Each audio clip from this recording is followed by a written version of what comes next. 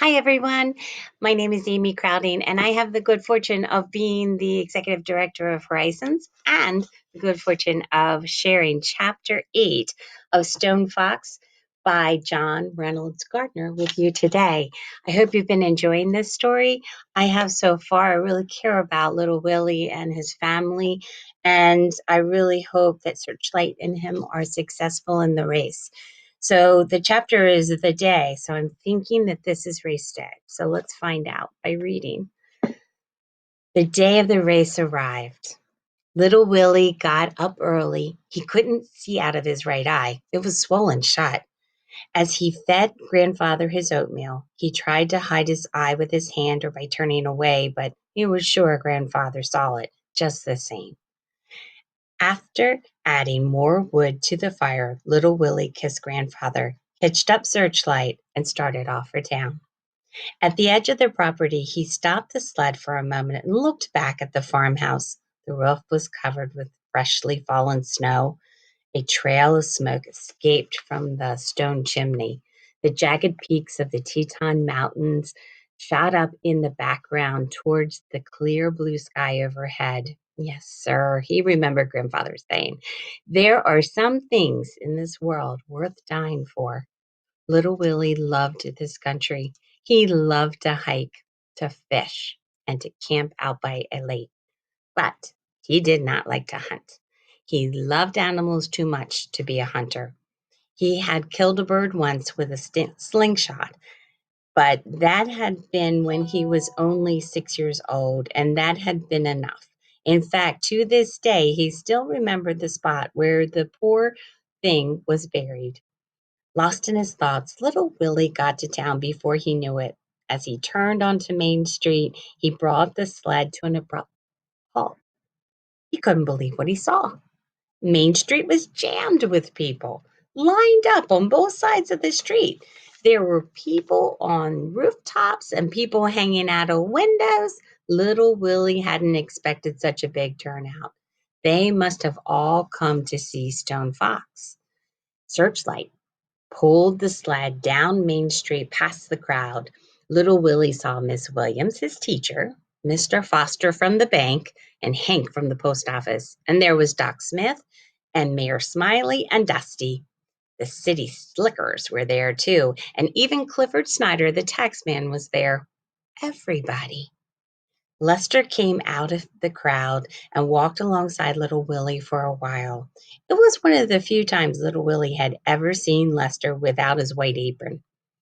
"You can do it, Willie. You can beat him," Lester kept saying over and over again. They had a race for youngsters first, and the crowd cheered and rooted for their favorites. It was a short race, just down the end of Main Street and back. Little Willie didn't see who won. It didn't matter. And then it was time. The old church clock showed a few minutes before 10 as the contestants positioned themselves directly beneath the long banner that stretched across the street. They stood 9 abreast, Stone Fox in the middle, little Willie right next to him. Little Willie had read all about the other contestants in the newspaper. They were all well-known mountain men with good racing records and excellent dog teams. But even so, all bets were on Stone Fox. The odds were as high as 100 to 1 that he'd win. Not 1 cent had been bet on little Willie and Searchlight. "What happened to Willie's eye?" Doc Smith asked Lester. "Bumped it this morning when he got up, he told me. Just nervous. Got a right to be." Lester was chewing on his hands, his eyes glued on Stone Fox. "Big Indian," he whispered to himself. Although little Willie's eye was black and puffy and swollen shut, he still felt like a winner. He was smiling. Searchlight knew the route as well as he did, so it really didn't matter if he could see it all. They were going to win today, and that was final. Both of them knew it.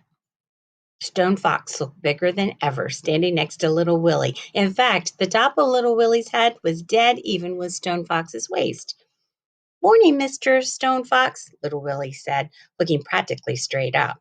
"Sure's a nice day for a race." Stone Fox must have heard little Willie, but he did not look at him. His face was frozen like ice, and his eyes seemed to lack that sparkle little Willie remembered seeing before. The crowd became silent as Mayor Smiley stepped out onto the street. Miss Williams clenched her hands together until her knuckles turned white, and Lester's mouth hung open, his lips wet. Mr. Foster began chewing his cigar. Hank stared without blinking, and Doc Smith held her hand up proudly. Dusty took a powerful swig, and Clifford Snyder removed a gold watch from his vest pocket and checked the time. Tension filled the air. Little Willie's throat became dry. His hands started to sweat. He could feel his heart thumping. Mayor Smiley raised a pistol in the sky and fired. The race had begun. I hope he does well. I am betting on him, and I'm sure you are probably too. So stay tuned for chapter 9 coming soon. I really hope you're enjoying this book as much as I am, and as much as I am in sharing it with you. So thank you very much, everyone. Stay well.